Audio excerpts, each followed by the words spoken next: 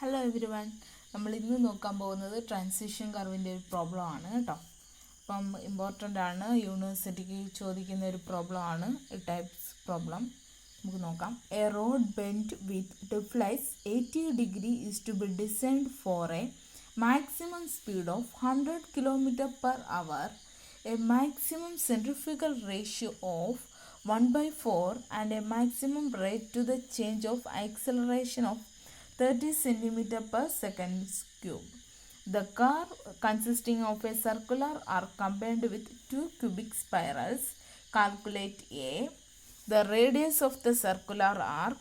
Next, the request length of transition, the total length of composite curve, the changes of the beginning and end of transition curve, and of the junctions of transition curve with the circular arc if the change of the point of intersection is 42,862 meters. ഇതാണ് question. ഈ ക്വസ്റ്റ്യനിൽ കുറച്ച് ലെന്തിയാണ് അല്ലേ, നമ്മൾ നോക്കുമ്പോൾ കുറച്ച് ലെന്തിയാണ് question. അപ്പം ക്വസ്റ്റ്യനിൽ ഗിവൺ ആയിട്ടുള്ളത് ഡിഫ്ലക്ഷൻ ആംഗിൾ തന്നിട്ടുണ്ട്. ഡെൽറ്റ = നമുക്ക് എഴുതാം 80° എന്ന് എഴുതാം. ഓക്കെ, ദെൻ വേറെന്ത് തന്നിട്ടുണ്ട്?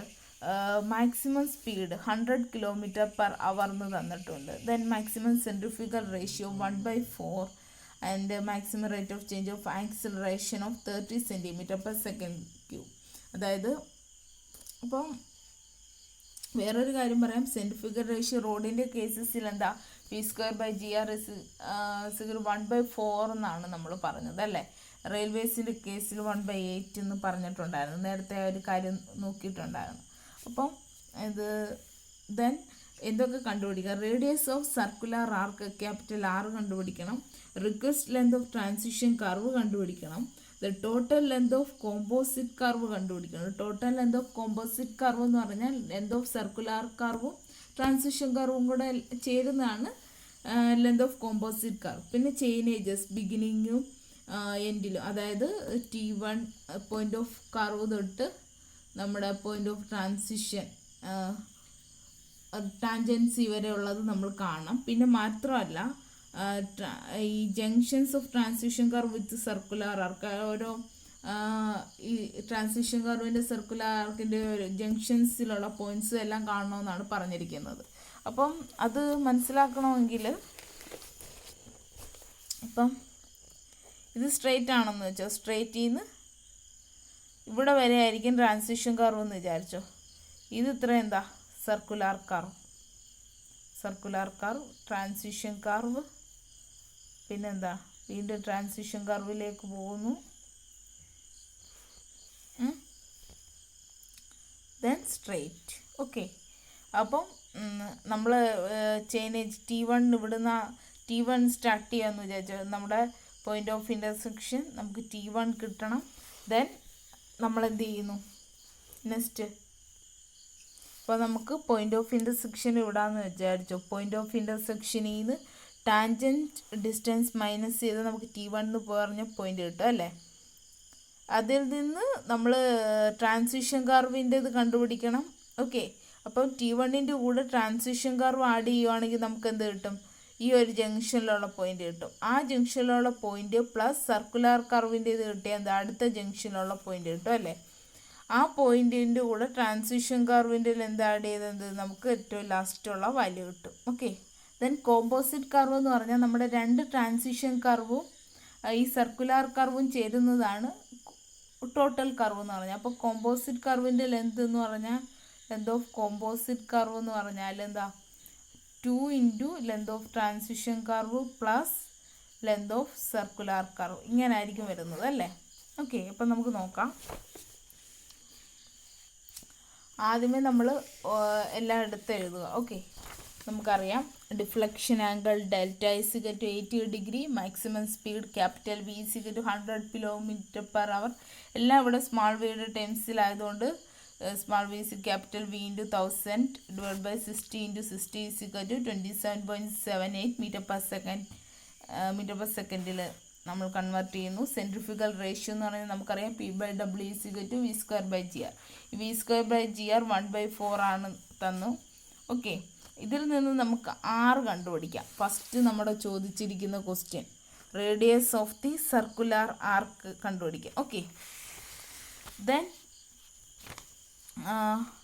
then request length of transition curve equation നമുക്കറിയാം LT = VQ / α/r. Okay, length of transition curve കണ്ടുപിടിക്കാം. ലെങ്ത് ഓഫ് സർക്കുലർ കർവിൻ്റെ ഇക്വേഷൻ എന്ത് പറയുക? ലെങ്ത് ഓഫ് സർക്കുലർ കർവ് ചോദിച്ചിട്ടുണ്ട് πr ഡെൽറ്റ സി / 180 ഡിഗ്രി. ഇവിടെ ഡെൽറ്റ സി എന്ന് പറഞ്ഞാൽ central angle for the circular curve. അത് കണ്ടുപിടിക്കാനുള്ള ഇക്വേഷനാണ് ഡെൽറ്റ -2 ഡെൽറ്റ ഫൈ എന്നുള്ളത്. ഓക്കെ, ഇതിൽ ഡെൽറ്റ ഫൈ കണ്ടുപിടിക്കുന്നത് എങ്ങനെയാണ്? ഡെൽറ്റ എന്ന് വെച്ചാൽ ഡിഫ്ലക്ഷൻ ആംഗിൾ ആണ്. ഡെൽറ്റ ഫൈ കണ്ടുപിടിക്കുക L/2r റേഡിയൻസ് = അല്ലെങ്കിൽ 1719 L/r മിനിമം. ഇത് വെച്ചിട്ട് നമുക്ക് ഡെൽറ്റ ഫൈ കിട്ടും. ദെൻ ഡെൽറ്റ സി അതിൽ നിന്ന് കണ്ടുപിടിക്കാം. Then LC. Okay, then length of composite curve അതേപോലെ LC + 2 × length of transition curve. Okay, then ഇവിടെ ഒരു അഡീഷണൽ ഷിഫ്റ്റ് കണ്ടുപിടിക്കണം. ഷിഫ്റ്റ് കണ്ടുപിടിക്കുക എന്ന് വെച്ചാൽ നമ്മൾ ഈ ലെങ്ത് ഓഫ് നമുക്ക് ഈ ട്രാൻസിഷൻ കർവിൽ നിന്ന് സർക്കുലർ കർവിലേക്ക് നമ്മൾ വിചാരിക്കുന്ന പോലെ പെട്ടെന്ന് ഒരു ട്രാൻസ്ഫോർമേഷൻ പറ്റത്തില്ല. അതിനൊരു ഷിഫ്റ്റ് വേണം. അതാണ് ഷിഫ്റ്റ് S = L² / 24r. അപ്പോൾ ഇങ്ങനെ ഒരു പ്രോബ്ലം വരുമ്പോൾ നമ്മൾ ഈ ഷിഫ്റ്റും കണ്ടുപിടിക്കണം കേട്ടോ. ഓക്കെ, അത് അവർ ചോദിക്കത്തൊന്നുമില്ല, പക്ഷെ ഇതിന് സെപ്പറേറ്റ് മാർക്ക് പ്രൊവൈഡ് ചെയ്യും. അതുകൊണ്ട് നമ്മളത് കണ്ടുപിടിച്ചിരിക്കണം. നമുക്ക് നോക്കാം. ഓക്കെ, ഇവിടെ V² / GR = 1/4 ഗിവൺ. അതിൽ നിന്ന് നമ്മൾ R കണ്ടുപിടിക്കുന്നു. 4V² / G. ദെൻ R എന്ന് പറഞ്ഞാൽ 315 മീറ്റർ കിട്ടി. Then length of transition curve എന്ന് പറഞ്ഞാൽ L = VQ / α/r ആണ്. ഓക്കെ, ദെൻ നമുക്ക് എന്ത് വേണം? ലെങ്ത് ഓഫ് സർക്കുലർ കർവ് കണ്ടുപിടിക്കണം. അതിന് ഓരോ ടേംസ് കണ്ടുപിടിക്കുക. ദെൻ ആദ്യമേ എന്താണ് കണ്ടുപിടിക്കേണ്ടത്? ഈ ഡെൽറ്റ സി വേണം. ഡെൽറ്റ സി വേണമെങ്കിൽ ഡെൽറ്റ സി എന്ന് പറഞ്ഞാൽ ഡെൽറ്റ -2 × ഡെൽറ്റ എസ്. അപ്പോൾ ഡെൽറ്റ എസ് വേണം. Delta S = L/2r radians. ഇത് ചെയ്യുകയാണെങ്കിൽ L/2r × 180 / π ചെയ്യുകയാണെങ്കിൽ അങ്ങനെ റേഡിയൻസ് കൺവേർട്ട് ചെയ്യത്തില്ലേ, അങ്ങനെ വേണം ചെയ്യാം. അപ്പോൾ നമുക്ക് 20 ഡിഗ്രി 38 മിനിറ്റ് 48 സെക്കൻഡ് കിട്ടും. Okay, then central angle for the circular curve delta C = delta -2 × delta S. ഈ ഡെൽറ്റ എന്ന് പറഞ്ഞാൽ ഡിഫ്ലക്ഷൻ ആംഗിൾ ആണ് 80 ഡിഗ്രി. ഓക്കെ, അപ്പോൾ 80 ഡിഗ്രി -2 × ഡെൽറ്റ എസ്. നമുക്ക് ഡെൽറ്റ സി കിട്ടിക്കഴിഞ്ഞാൽ ലെങ്ത് ഓഫ് സർക്കുലർ കർവിനകത്ത് സബ്സ്റ്റിറ്റ്യൂട്ട് ചെയ്തൂടെ? ആറിൻ്റെ വാല്യൂ അറിയാം, ഡെൽറ്റ സിയുടെ വാല്യൂ അറിയാമെങ്കിൽ ലെങ്ത് ഓഫ് സർക്കുലർ കർവ് കിട്ടും. അങ്ങനെയാണെങ്കിൽ total length of composite curve എന്ന് പറഞ്ഞാൽ എന്താ? Length of circular curve + 2 × length of transition curve. 2 transition കർവും സർക്കുലർ കർവും ആണ് ഇവിടെ വരുന്നത്. അതായത് നമ്മൾ ട്രാൻസിഷൻ കർവിൻ്റെ കാര്യം ചോദിച്ചാൽ കോമ്പോസിറ്റ് കർവ് എന്ന് ചോദിച്ചാൽ നമുക്കറിയാം സ്ട്രേറ്റിൽ നിന്ന് ആദ്യമേ transition curve, then circular curve, then വീണ്ടും എന്താ ട്രാൻസിഷൻ, ദെൻ സ്ട്രേറ്റ്. അതുകൊണ്ടാണ് ഇങ്ങനെ വരുന്നത്. 2 ട്രാൻസിഷൻ കർവും 1 circular curve. Then shift S = L² / 24r. അത് 6.8 മീറ്റർ കിട്ടും. ഓക്കെ, നമുക്ക് ഈ ചെയിനേജസ് ആണ് ഇനി കണ്ടുപിടിക്കേണ്ടത്. ചെയിനേജസ് കണ്ടുപിടിക്കണമെങ്കിൽ ടാൻജൻറ്റ് ലെന്ത് വേണം. ടാൻജൻറ്റ് ലെന്തിന് equation R + tan delta + L/2. Okay, അപ്പം R എന്ന് പറഞ്ഞ റേഡിയസ്, S എന്ന് പറഞ്ഞ shift, delta deflection angle, L length of transition curve substitute ചെയ്യുക, നമുക്ക് ആൻസർ കിട്ടും.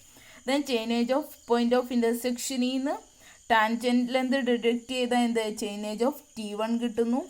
ആ T1 അതിൻ്റെ കൂടെ length of transition curve add ചെയ്യുമ്പോൾ നമുക്ക് എന്ത് കിട്ടുന്നത്? ചെയിനേജ് ഓഫ് ജംഗ്ഷൻ കിട്ടുന്നു. ആ ചെയിനേജ് ഓഫ് ജംഗ്ഷൻ്റെ കൂടെ സർക്കുലർ കർവ് ആഡ് ചെയ്യുമ്പോൾ നമുക്ക് എന്താ കിട്ടുന്നത്? നമുക്ക്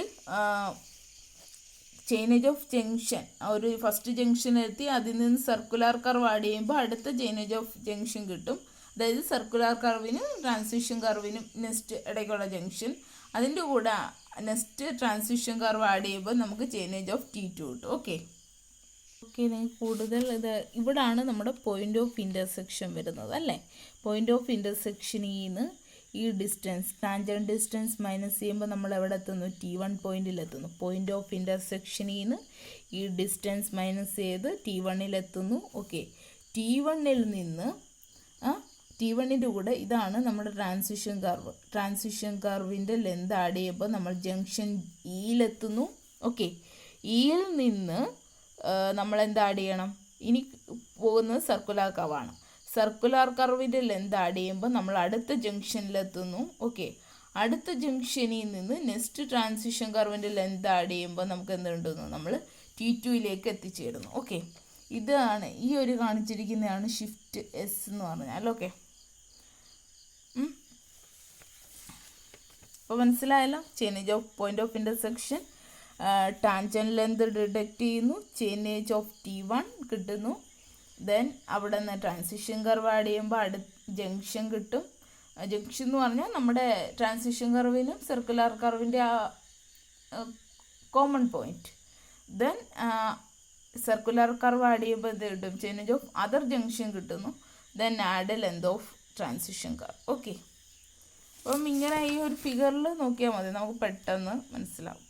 ഓക്കെ, താങ്ക് യു.